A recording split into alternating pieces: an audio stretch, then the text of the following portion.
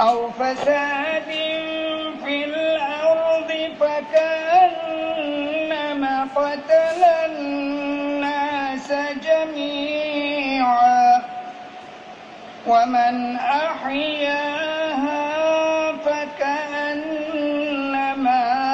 أحيا الناس جميعا صدق الله العظيم।